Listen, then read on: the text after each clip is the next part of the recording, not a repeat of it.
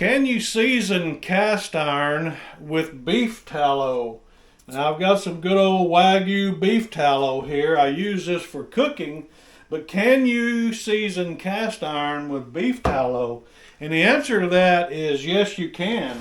Actually, I've got a little 8-inch skillet that I've been cleaning up, and I had it in my lye tank, stripped all the seasoning off of it. And one thing for sure, a lye tank will not take off any rust. So we had to take and put some vinegar and baking soda in here and clean up our cast iron skillet. And we've got it pretty clean, so we're going to take and dry this real good.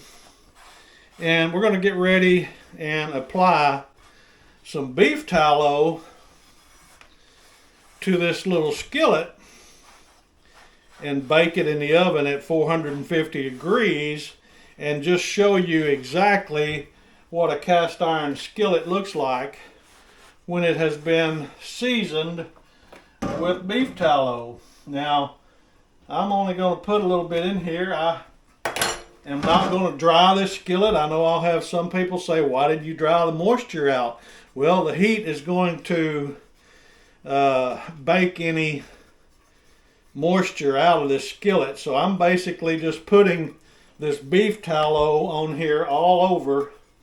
And I usually like to massage mine. Some people use a towel or something, but I like to massage my cast iron with my hands like this, so I know that I've got it all over every corner, nook and cranny, and that way I can feel the cast iron and make sure there's not any kind of imperfections or anything that I might need to address before I actually bake this off. But the other purpose for doing this is to prevent what's called flash rust. Now, what rust is basically to cast iron is the elements get to your cast iron like moisture and air, and that's what causes your cast iron to rust. So once you strip your cast iron down with whatever you're using, I happen to use a lye tank on mine,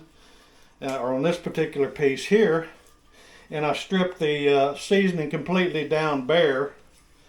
And what you want to do once you do that, like I said, the lye tank will not take any rust away. So once you bring it in and clean it up, you're going to have to address the rust issue, because once you take it out of the lye tank and you put it in water, as soon as the cast iron comes into contact with water, it will begin to rust, and it's just a minor little bit of rust that starts on the surface of the cast iron, and we call that flash rust.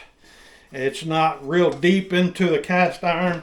It's not pitting the cast iron or anything like that, because rust can cause your cast iron to begin to dig deeper into the cast iron and cause pitting.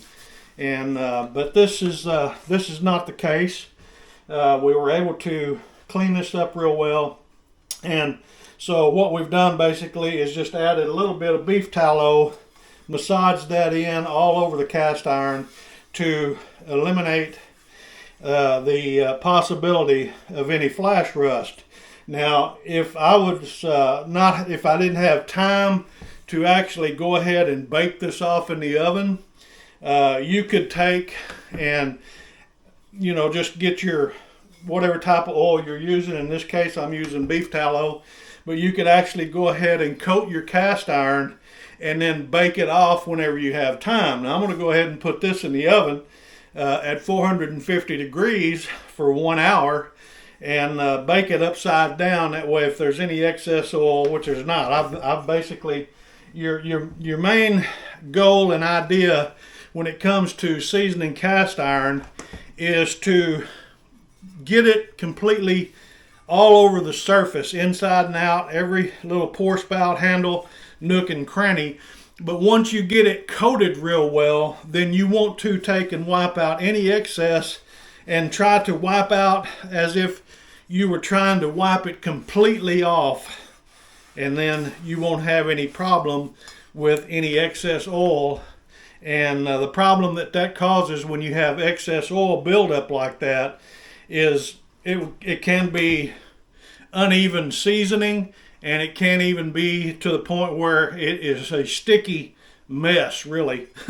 So you want to make sure and wipe off all the excess before you actually ever put it into an oven to bake it off. And like I said, we're going to place this in the oven. We've got our oven preheated at 450 degrees. We're going to place it in the oven upside down on top rack. And we got a little drip pan underneath that.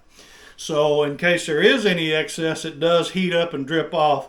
It won't get into the oven. It'll heat up and drip off down into that drip pan. So we're going to get that process done. We're going to do this for 1 hour, and then we'll come back here in a little while and show you what one coat of beef tallow looks like on a freshly stripped raw gray iron cast iron skillet. So we'll be back here after a while, show you what this looks like. It's been 1 hour that our cast iron has been in the oven baking at 450 degrees, and I let it cool down almost an hour. It's not been quite an hour, but I'm going to go ahead and pull it out. I know it's still kind of hot, but I want you to look at that, and that's one coat. Yeah, she's still pretty warm, but anyway, that's one coat with beef tallow. And so we're going to get ready and let this cool completely down before we add a little bit more beef tallow to this. Now, I can see that this is going to turn out very good. This is going to be very nice, using beef tallow. And we're going to put 2 more coats on this. I'm actually redoing this for a lady friend of ours. And anyway, the thing about beef tallow is it has a fairly high smoke point. It's going to be somewhere around 400 degrees. And I baked this off at 450, which that's my normal temperature that I like to basically bake my cast iron off with, because it gives it a good finish, and you can see that. But anyway, another thing too about beef tallow, I just want to let you in on a little secret. You don't necessarily have to have the Wagyu beef tallow like I had in the can. I bought that basically just to use for cooking, but I wanted to do a skillet to show you what it looks like, with doing it with cast iron seasoning. And but just to kind of give you a little tip and a little trick here about beef tallow is nothing but beef fat. So you can actually accomplish this by cooking a fattier cut of ribeyes, fattier cuts of hamburger. Like if you were to buy 7327, the 27% is your fat content in your hamburger meat. So as you're cooking hamburger, the fat content will actually help to season your cast iron. One of the best things you can do for cast iron to season it is to cook in it. I mean, it's just like if you use bacon or anything else. The actual oil actually is heating up in the cast iron as you're cooking it, and it's laying on another thin layer of seasoning, and that's all you want to do. You want to just continue to build layers after layers after layers in order to have, a very nice seasoning on your cast iron. So anyway, I hope this has been helpful for you guys. Leave me a comment if you've ever used tallow to season cast iron with. We're going to get ready and let this cool down, put another couple coats on it, and get this one out the door. So we appreciate y'all. It's Mike and Mr. Cast Iron over here. We'll see you later. Bye-bye.